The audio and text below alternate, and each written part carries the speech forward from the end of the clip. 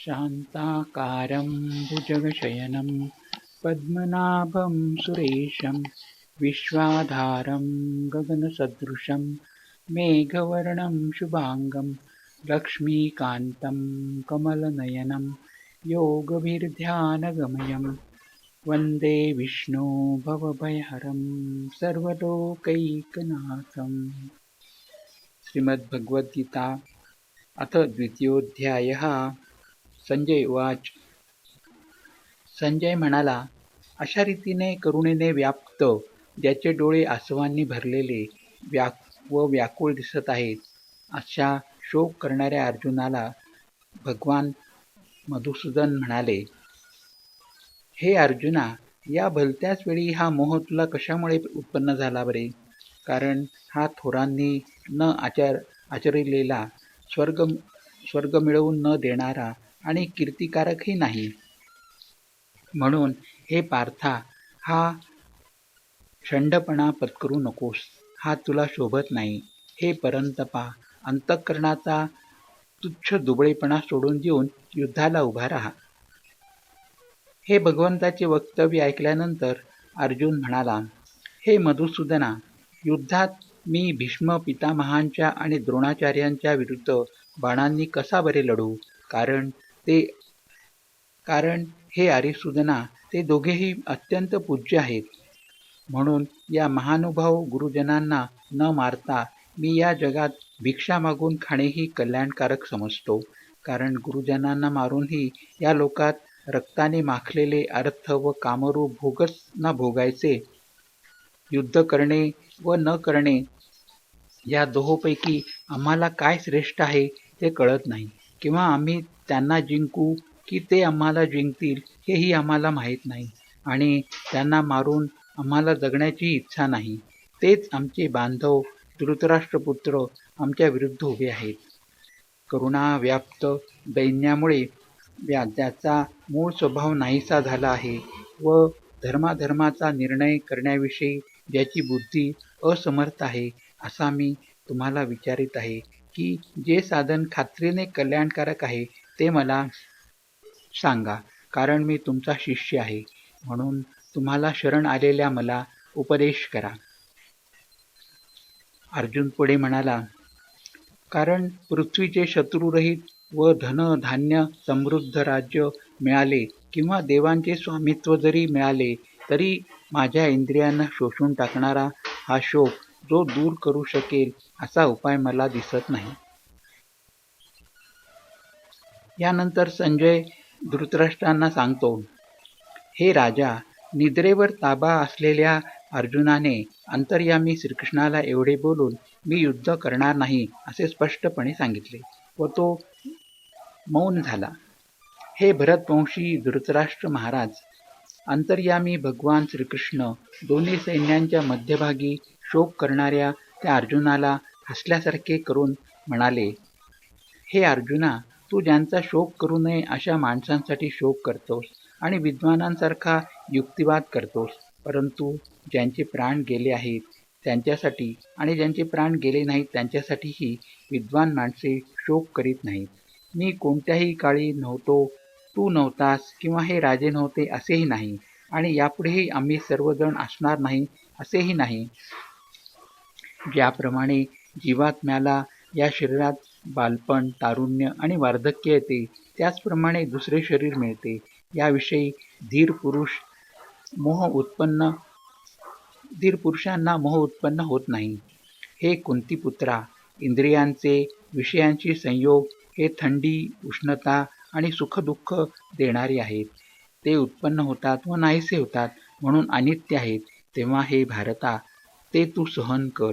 कारण हे श्रेष्ठ पुरुषा, सुख दुःख समान मानणाऱ्या ज्या धीर पुरुषाला हे इंद्रियांचे विषयांशी संयोग व्याकुळ करीत नाहीत, तो मोक्षाला योग्य ठरतो.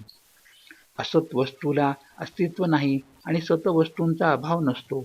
अशा रीतीने या दोहोंचेही सत्य स्वरूप तत्वज्ञानी पुरुषांनी पाहिले आहे. ज्याने हे सर्व जग दिसणाऱ्या सर्व वस्तू व्यापल्या आहेत, त्याचा नाश तर नाहीच, हे तू लक्षात ठेव. त्या अविनाशीचा नाश कोणीही करू शकत नाही.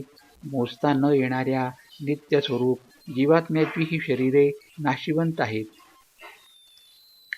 म्हणून हे भरतवंशी अर्जुना, तू युद्ध कर.